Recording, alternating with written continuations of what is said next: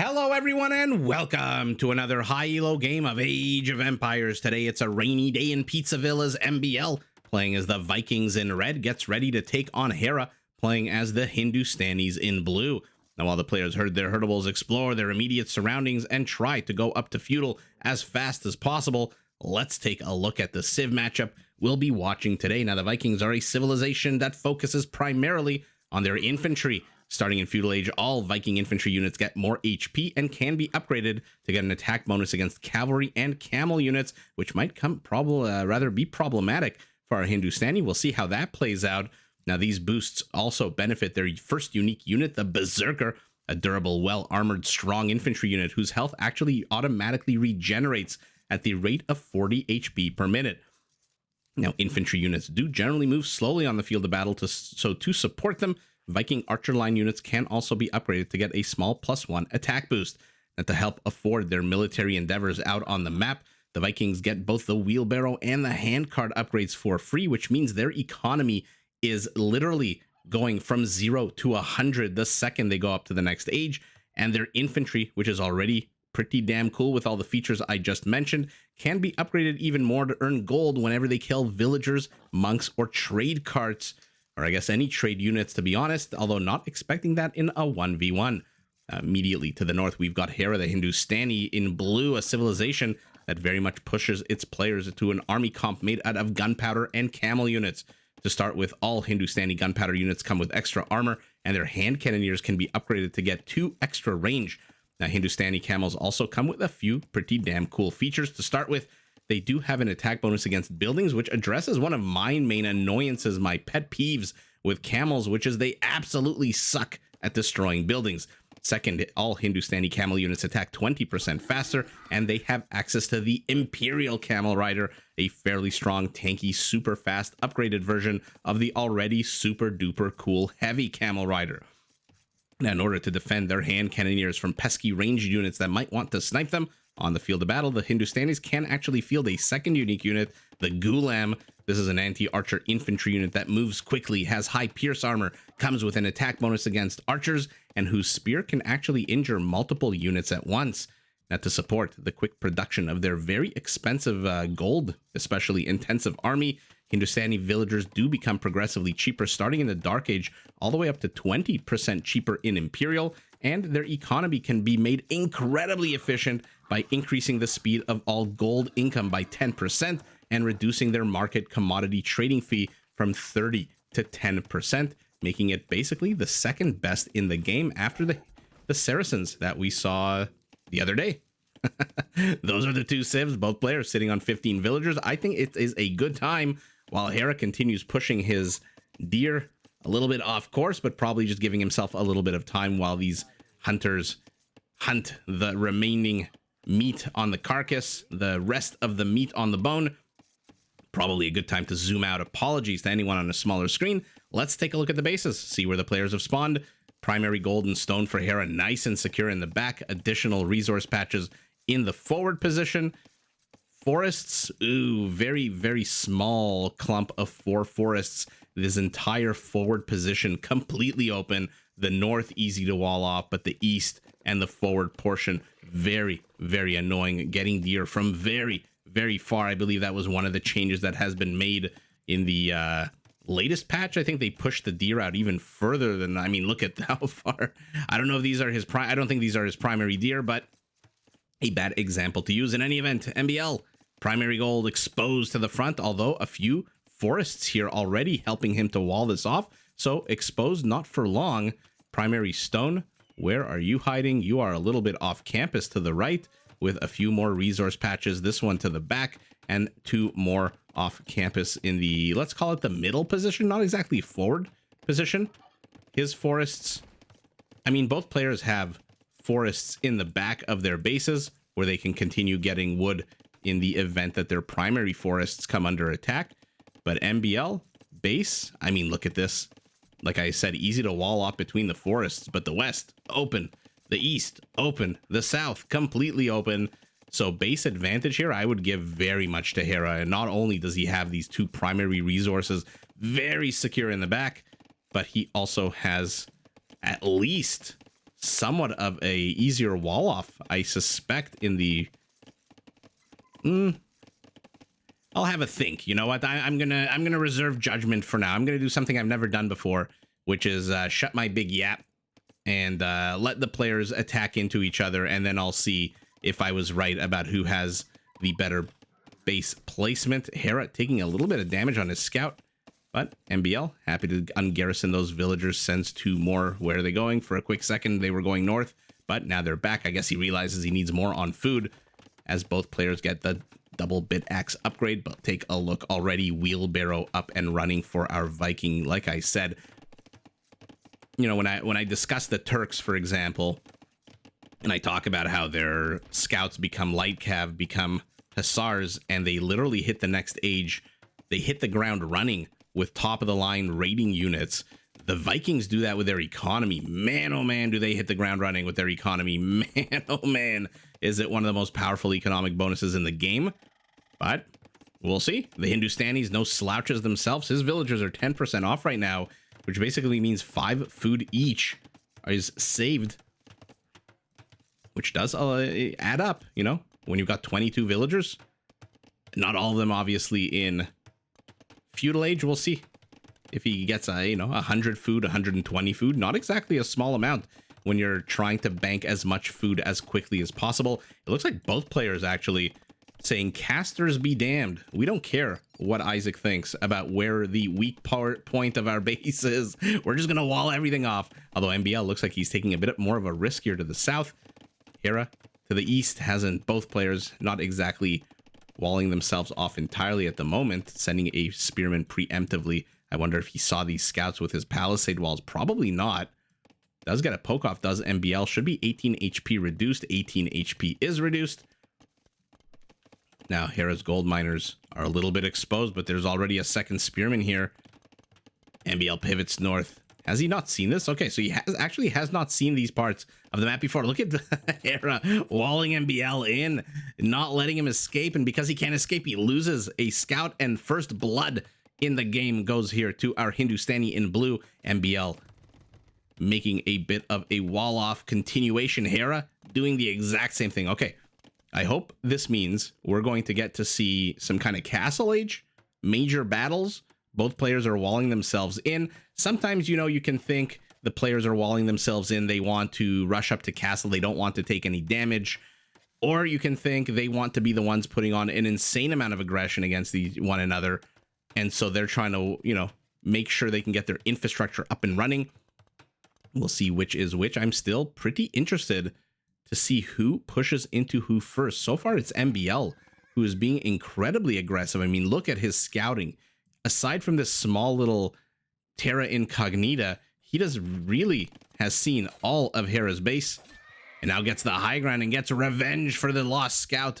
But Hera is moving out. His scouting, not the greatest. I mean, he knows where his opponent is.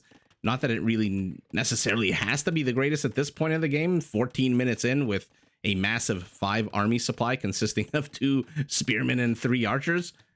Ooh, will he go in? I think MbL realizes that if he had gone in, that would have been a one-way trip for those scouts.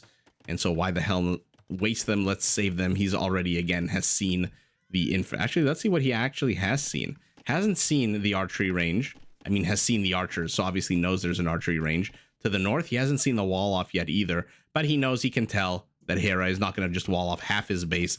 Nobody ever does half the job when you're a pro player. Everyone kind of just, you know, ooh, is this open? That is definitely open. Is this open? I mean, it looks like it's not, but man, oh man, can elevation in Age of Empires play tricks on the mind? We'll see if that's open. We'll see if that's even an issue. I mean, it obviously doesn't look open. And the house, maybe it's at the base of the hill. Who knows? Anyway, not to launch into a whole rabbit hole of whether or not that area is open. Spearman does take a little bit of damage from the Jaguar. How much HP did he take off? Only 3. An archery range for our Viking, who is heading up to castle about 20 seconds behind his opponent. Jaguar attacking a villager. Oh my god. How the hell did that happen? How the hell did MbL lose a villager there? That is very sour. First of all, what the hell is a villager doing all the way up here? Is he trying to Huang Hera? Number two, that was very sour. How does a villager with Loom lose out to a Jaguar? Maybe the Jaguar had the high ground? Okay, now we're going to find out if it's open. Now we're going to find out if it's open. Nope, it does not look open. Otherwise, I suspect these archers, those spearmen, would have busted their way in. Hello, spearmen, your base is under attack. Might want to jump into action here. Or maybe not, if your fellow comrades are at half health. Sends another villager. Ooh, I hope this villager takes revenge. You guys know I love the wildlife in this game, but when you attack our people, you get what's coming to you. What was the line from the Joker movie? You get what you deserve. Okay, MbL taking a bit of a relaxed approach here. Not too sure why he felt the need to delete that palisade. His skirmishers could have chased these archers from in here. Now they're just taking unnecessary damage from the spearmen, and now the archer ventures unfortunately into the town center fire, gets immediately gunned down. Two more spearmen. I don't know if Hera's too upset to lose this army. Not exactly a game-ending army, but he did manage to stall the Viking economy for a quick second. And take a look at the top left of your screen. Handcart now. Hera doesn't have wheelbarrow yet, or at all. Our Viking already light years economically ahead of his opponent, although he is down one villager, and he soon will be down a lot more if Hera continues pumping out villagers. Now 15% discounted. Oh my god, he is Huanging Hera. Okay, I gotta set it as a joke. You know, I'm like a dog with a bone in its who grabs a bone when I find something that I think is funny. I will repeat it every single game, as those of you who know, who watch any videos where the foragers are gathering from the lemon bushes with the blue butterflies. I can't help it. When there's a castle with no murder holes, you can of course rely on me to point it out for the umpteenth time. Oh goodness, longswordsmen and squires. Okay, you're going infantry against the gunpowder civilization. Not that gunpowder really an issue at the moment. Not that infantry is an issue at the moment. Ooh, queues up 3 men at arms. But by the time they get to Hera's base, I'm thinking Hera's probably going to have already scouted them and seen them and prepared for them. An annoying skirmisher. Oh, this is going to be so annoying. What do? Do you build a tower against one unit? Do you send reinforcements all the way from here? Do you just pivot to the other side? I mean, now it's all mined out. Or jacked out, I guess. Okay, you send your 2 scouts. But how annoying is it? Just one unit in this game can be so annoying. Here we go. We've got cav archers. We've got, what are their upgrades? Long swordsmen with 1 armor.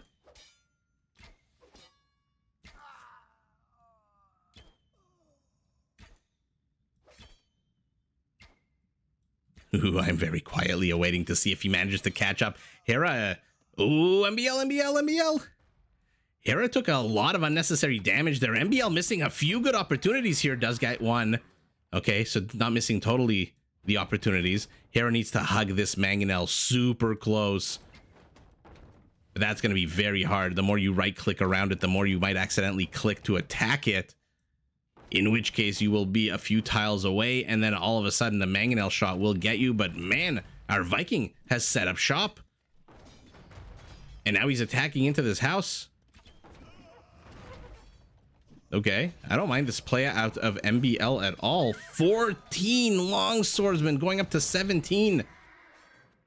Problem for him is if Hera continues going ranged units, especially cav archers like he is right now, if he can figure out a way to handle the mangonels, he might want some monks. Okay, yeah, he's got 2 or 3 monks. We'll see. I mean, Hera's gold count is nowhere close to redemption.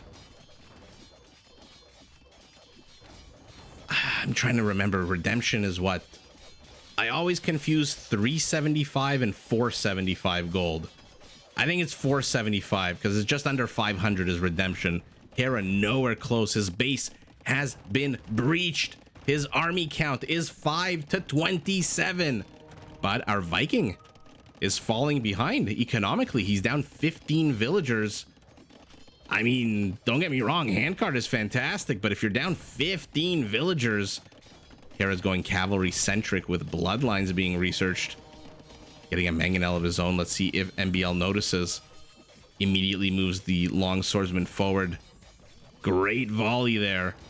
Oh, if only these were Korean onagers with 1 minimum range. Looks like Hera got a few conversions down as well.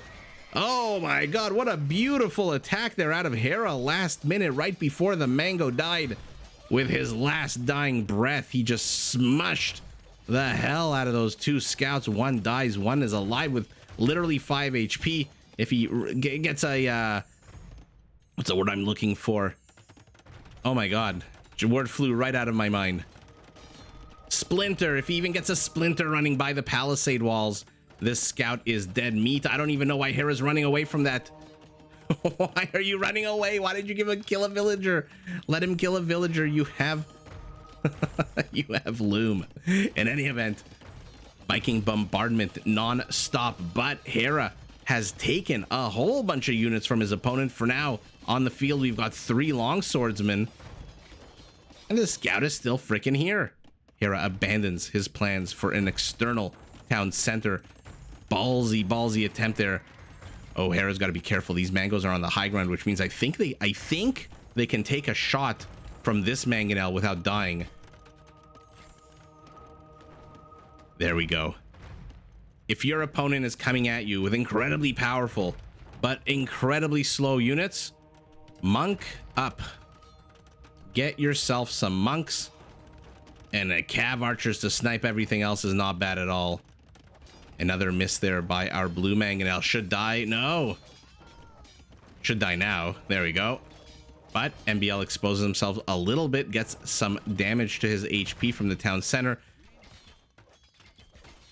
Spearman not focusing down the cav archers there. Actually, let's keep both battles in line. All right, of course, as I say that, both battles end. I don't know what do you guys think? 3 monks to convert 1 long swordsman? Yeah, of course he gets it. And now a castle going up for our Hindustani. Desperation castle, 29 army supply. Look, I'll give it to Hera. His army count has gone up from 5 to 13. Why did he? Oh, he stopped building the castle, moves it to the back. Just loses a little bit of stone. Not that he cares. He's got 572 stone. Oh, he finally manages to get this mangonel, but loses his own in doing so. And in come the cav archers. Are they going to go after the monks? Yes, they are. Hera doing an amazing job defensively, but his town center is now up, which means he's got 4 of them to the 1 of our Viking, and he is 16, 15, 13 villagers ahead. They keep dying right as I keep counting them. But the castle basically spells the end of this part of the battle. There is now nothing MbL can do in this quadrant of the map. And he's either got to rush up to Imperial, get some rams out, or start taking down the peripheral buildings here. This is a very sensitive area here. How many villagers does Hera have here? 19 villagers and 2 monks. Incredibly sensitive. I'm not too sure why MbL is stopping to attack houses when you've got a town center here. He is now getting iron casting himself, which I'm surprised he didn't have before. And while the bombardment of the town center begins, let's take a look at where the players stand. 28 army supply to 11. So Hera holding strong with less than a half of his opponent's army. And he's now 18, 17 villagers ahead. In come the archers. They can pop in, they can pop out. I'm surprised that the mangonels didn't try to take a shot at them. 31 long swordsmen. And now he's getting the light cav upgrade. Ooh, MbL wants to snipe these monks. He's had enough of losing his units. They may not cost a lot of gold, but man, oh man, is it annoying to constantly lose more and more of your army. Looks like a double whammy of mangonels here, but this one should die. Yeah, villager a little bit too slow, but you know what? In exchange for 2 men-at-arms or long swordsmen, not the end of the world. What is Hera doing? Hera says the best defense is an offense and sneaks in how many? 14 villagers. MbL sees this, preemptively pulls his villagers from the gold. His primary gold is now completely nullified. And let's see, is he paying attention? Up here takes another volley. Yeah, they must be on the high ground, right? This looks like an elevation. Otherwise, I don't see how these mangonels keep surviving. I mean, these are not great shots out of MbL, not great shots out of Hera either, to be honest, but Hera ultimately does lose his in exchange for 2 converted longswordsmen. Okay, the longswordsman doing a pretty good job. Pretty damn good job. Not only did he get them, but he used them then to destroy the mangonels.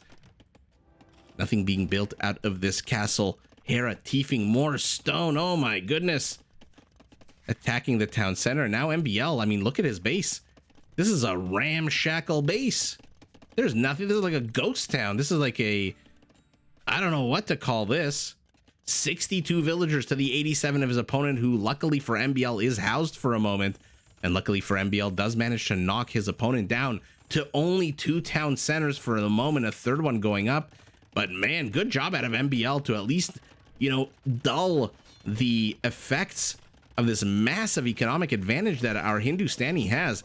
And I am very curious at the end of this game, regardless of who wins or loses, to look at the tab at the top of the economy tab and see, I mean, he's just killing his own units now, isn't he?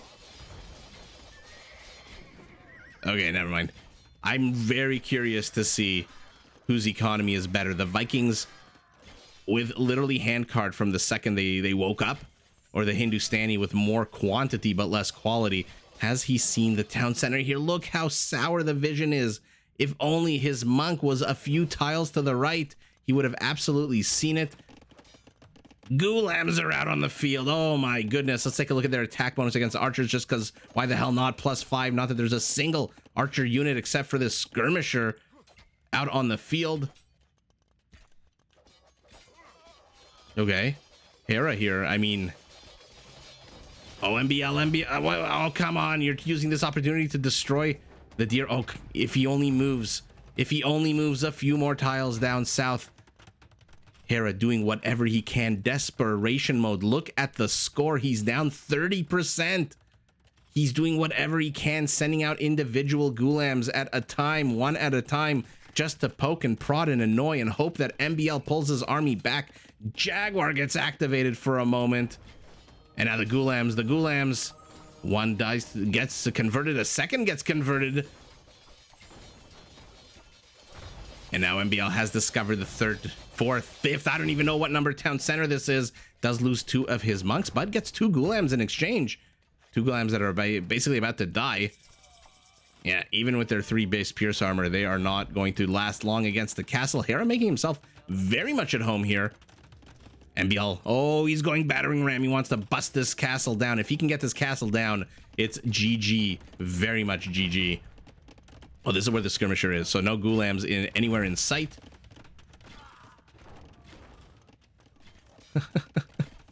Neither player banking any kind of resources, and this is exactly the kind of game I wanted to see. I mean, look at the army count, 48 to 15. More battering rams. Okay, battering rams. I guess he's got 2 mangonels out already. MbL not really using his momentum ideally, right? I mean, these 2 mangonels should probably be shelling away at some of these structures, as opposed to just getting rid of Hera's housing, which he doesn't really need, with 2 castles up. And now a Treb, because of course he's an Imperial. MbL, nowhere close. So he's got a window now. What do we want to say? 5 minutes, 10 minutes, 15? Before Hera just absolutely steamrolls his opponent.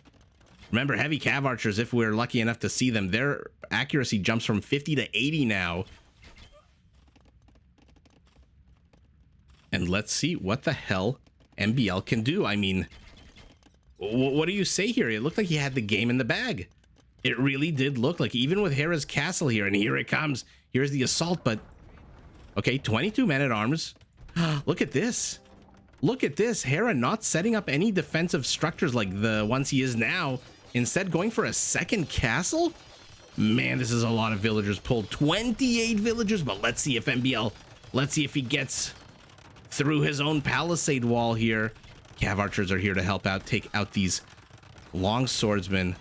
Oh god, a second castle is up. Is he gonna go after the Treb? Where is he going? There's a lot of walking here. There's not a lot of attacking out of these red infantry units. Are they just a chum for the castle while these battering rams just destroy everything?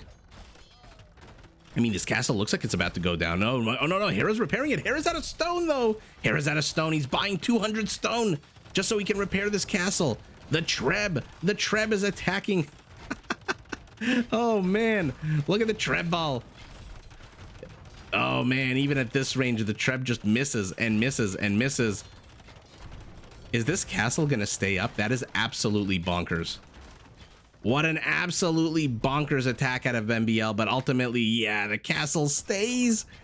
Brilliant out of Hera to build this second castle. Unfortunately, MbL, like I said, his units were more on move command than they were on attack command, and now he finds himself in the very unenviable position of being in Castle Age against an Imperial Age Hera with infantry against cav archers and two big fat Hindustani castles literally flanking his ass as he loses more and more of his infantry, and now even these rams are gonna get they're gonna get slaughtered. Oh, they're absolutely gonna get wrecked. Hera's villagers are 20% off. I don't know why I mentioned that. Just because why the hell not like the battering ram is gonna kill the villagers. Battering ram attacking by a gulam. Two villagers and 4 cav archers. Is she joining in? 3 villagers. Cav archers think they're enough together with the castle. They are correct. And now MbL, his, I want to say, ragtag last remaining band of soldiers here. If only they were Roman soldiers and they had +4/+4 armor. But no, these are not. These are just +2/+3. And look at MbL's base, completely gutted by a mix of cav archers, gulams, and 1 trebuchet. He's down to 82 villagers. He's down 32 villagers. And his army count's still higher than his opponent, but what the hell do you do when you can't engage into your opponent? And again, these are not high value targets for these scorpions. An outpost, maybe you could argue at this stage of the game, an outpost, but definitely not a mining camp. Oh no. Okay, luckily he's got enough units behind that one. Scorpions against gulams. I'm not too sure. Let's take a look at the attack bonuses of gulams, by the way. You don't really see them a lot. Archer, building, of course, Eagle Warrior. Because, you know, this mining camp has an attack bonus against Eagle Warriors. Hera now tiefing the gold of his opponent, attacking the lumber camp. Also not a high value target. But honestly, at this point, everything I'm saying sounds critical. It's not really intended to be. If I had to micro 17 different spots on the map at once, I also wouldn't notice or care if 1 out of, you know, 7 things that I'm doing is attacking a mining camp. I mean, you've got a university here that you can attack with your rams, no? Our Viking is going for a King of the Hill castle, but he gets caught out. Oh god, he's attacking gulams with 7 pierce armor with skirmishers. Will this castle go up? It's at 75%. Is Hera noticing? For now, he doesn't seem to have noticed that there's only 2 villagers left building this castle. Not that it matters at all. Oh my goodness, MbL just runs out of gas. He realizes he is in Castle Age, and there is literally nothing he can do. Oh, this town center looks like a nice juicy target. What are we working with here? 8 longswordsmen, 2 rams against 13 villagers. I mean, the villagers, it looks like, can still garrison inside of here. It hasn't reached the 20% mark where it evicts them. Maybe garrison your villagers, attack the infantry units. Oh, but then he sees this. I mean, for the first time in the game, our Hindustanis army count, it has surpassed our Viking one.